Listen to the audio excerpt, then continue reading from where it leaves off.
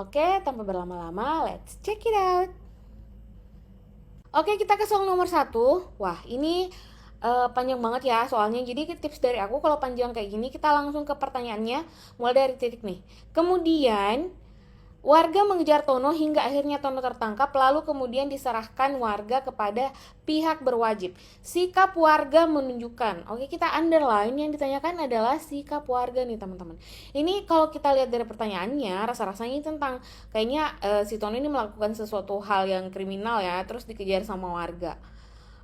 Kalau teman-teman mau scanning lagi nggak apa-apa. Jadi di sini kalau kita scanning nih, Tono di sini murid SMA, terus dia mau handphone tapi dia nggak punya karena di sini corona kan, terus harus belajar online.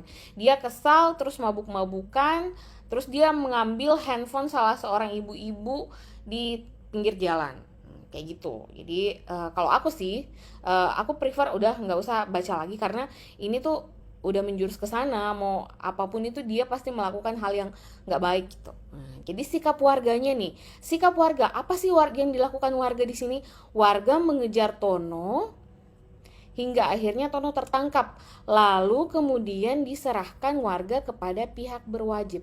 Ini nih yang dilakukan warga. Jadi warga itu menunjukkan sikap apa? Integritas, profesionalisme, solidaritas, tenggang rasa, atau rela berkorban. Rela berkorban udah enggak ya teman-teman. Tenggang rasa juga enggak ya, karena di sini mereka tetap mengejar dan memberikan kepada udah seharusnya gitu kan. Solidaritas juga bukan, integritas juga bukan, yang benar adalah profesionalisme. Kenapa profesionalisme? Karena di sini warga bertindak sesuai dengan perannya gitu ya. Mereka nggak main hakim sendiri. Jadi warga tuh kalau misalkan ada kejadian seperti ini, tugasnya bukan main hakim sendiri, tapi menyerahkan kepada pihak yang berwajib. Itu menunjukkan profesionalisme. Oke, bisa ya teman-teman? Kita ke soal berikutnya, ini nggak terlalu panjang jadi kita baca aja ya. Pak Gino adalah penjaga sekolah, beliau akrab dengan salah satu murid di sekolah bernama Dodi. Suatu hari Dodi terlambat masuk sekolah dan pintu pagar sudah terkunci. Siswa yang terlambat tidak boleh masuk sekolah, tetapi karena Pak Gino berteman akrab dengan Dodi, beliau langsung membukakan pintu gerbang dan mengizinkan Dodi masuk. Sikap Pak Gino menunjukkan pelanggaran sila kelima Pancasila karena, oke, jadi yang kita underline adalah sikap Pak Gino ini melanggar sila kelima karena apa gitu ya. Jadi kalau kita lihatin dari kasusnya ini tuh termasuk nepotisme ya, jadi salah satu perilaku korupsi karena dekat sama orang itu, jadi dia memperlakukannya secara khusus kayak gitu ya teman-teman. Oke, kita lihat choice-nya. Pak Gino kasihan dengan Dodi yang telat masuk sekolah. Terus bagian B, Dodi beruntung kenal akrab dengan Pak Gino. Ini kita langsung eliminasi aja ya. Ini udah bukan ya teman-teman. Melanggar sila kelima karena kasihan enggak, beruntung enggak. Pak Gino tidak bersikap adil karena telah mengizinkan Dodi masuk ke sekolah. Ini boleh ya. Kemudian semua siswa yang telat seharusnya tidak diperbolehkan masuk sekolah tanpa terkecuali. Oke, kita keep dulu. Pak Gino tidak enak hati jika dirinya tidak membukakan pintu, ini juga bukannya teman-teman. Jadi antara C dan D. Ingat kalau ada yang bikin galau kayak gini, kita fokus ke pertanyaannya. Sikap Pak Gino ini kenapa melanggar sila kelima? Karena apa? Karena tidak bersikap adil gitu ya. Kalau yang bagian D, semua siswa telat seharusnya, ini ya emang udah kayak gitu ya, tapi kita fokus ke konteksnya di sini. Kenapa dia melanggar sila kelima? Karena dia tidak adil. Gitu ya, teman-teman. Oke, next. Implementasi dalam kehidupan nyata, penerapan Pancasila sebagai dasar negara tercermin dalam sikap berikut. Oke, kita underline dulu ya. Apa sih intinya dari pertanyaan ini? Implementasi kehidupan nyata, dalam kehidupan nyata, penerapan Pancasila sebagai dasar negara. Oke, ini yang di underline ya teman-teman. Kita lihat choice-nya dulu. Mengikuti upacara kebangkitan Pancasila dengan hikmat disertai dengan rasa nasionalisme yang tinggi, memberikan bantuan sosial kepada kaum duafa, mengerjakan tugas kantor sesuai perintah atasan, pulang setelah jam kantor selesai dan memberikan salam kepada atasan dan rekan kerja. Kemudian yang bagian E, memasang sabuk pengaman saat mengendarai mobil dan tertib lalu lintas. Wah, ini tuh kalau kita lihat dari choice-nya tuh semua baik ya teman-teman, semuanya bikin pusing. Kayaknya tuh semuanya tuh benar kayaknya. Tapi sekali lagi kalau TWK tuh fokus pada apa yang ditanyakan.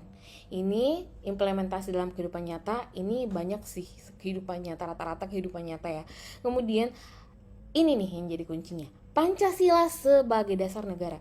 Pancasila sebagai dasar negara dalam kehidupan sehari-hari tuh kayak gimana sih? Jadi teman-teman, kalau sebagai dasar negara, jadi Pancasila sebagai dasar negara itu adalah penguatan, ingat ya, penguatan terhadap kesadaran hukum. Oke. Ini dicatat baik-baik. Jadi hal ini tuh berkaitan dengan konsekuensi negara yang melandaskan hukum sebagai jaminan perlindungan warganya, gitu ya teman-teman.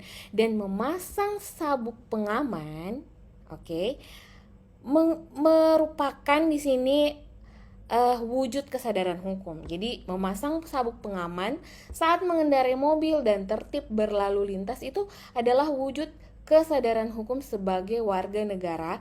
Dalam hal ini menerapkan Pancasila sebagai dasar negara. Ya, oke. Jadi jawabannya adalah bagian E. Jadi kalau ada pertanyaan yang kayak gini lagi, teman-teman udah punya dasar nih dalam menjawab. Ke soal berikutnya, Anda sedang mengantri di bus di halte. Saat bus datang, Anda mempersilahkan seorang nenek untuk menaiki bus terlebih dahulu. Setelah itu, saat berada di dalam bus, Anda memberi tempat duduk lagi nih kepada seorang ibu muda yang sedang menggendong anaknya. Sikap yang Anda lakukan ini menunjukkan apa? Oke. Bagian A mengutamakan persatuan dan kesatuan. Kita langsung eliminasi aja ya teman-teman, kayaknya bukan ini ya. Kemudian mengesampingkan kepentingan pribadi, kita keep dulu. Menghargai keragaman suku budaya, ini juga bukan. Mengutamakan kepentingan pribadi, ini juga bukan.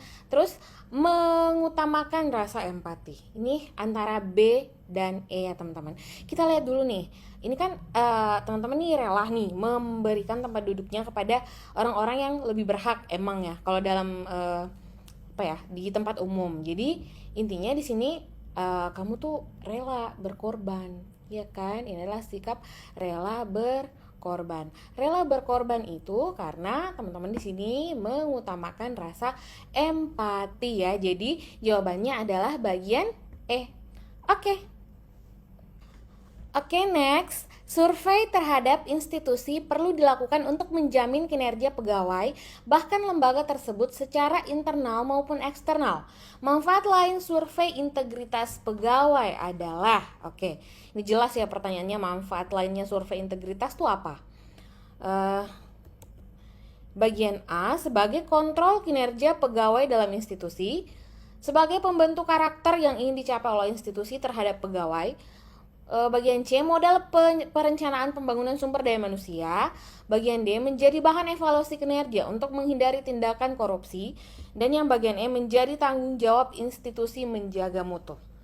Teman-teman sering lewat di kantor-kantor pemerintahan gitu. Terus ada yang tertulis zona integritas. Ini biar gampang ya teman-teman. Integritas ini katakan tidak pada korupsi ya, jadi anti korupsi. Jadi fungsi lainnya dari survei integritas itu adalah untuk sebagai ini nih, bahan evaluasi kinerja instansi maupun lembaga tersebut untuk menghindari tindakan korupsi, termasuk korupsi waktu kayak gitu. Jadi jawabannya adalah bagian D ya. Bisa ya teman-teman. Teman-teman, soal TWK yang paling banyak nih jenis-jenisnya keluar kemarin di tes CPNS 2019 yang pastinya super hot sih ya. Dan ini PR buat kalian seperti biasa. Ini PR nomor 1, silahkan kalian screenshot. Kemudian yang ini yang kedua ya. Kalau kalian udah dapat jawabannya, silahkan kalian komen di bawah apa jawabannya. Lebih bagus lagi kalau disertakan dengan alasan. Untuk teman-teman yang mau tahu pembahasannya, teman-teman follow aja Instagram aku. Di situ aku biasanya bahas di story nih.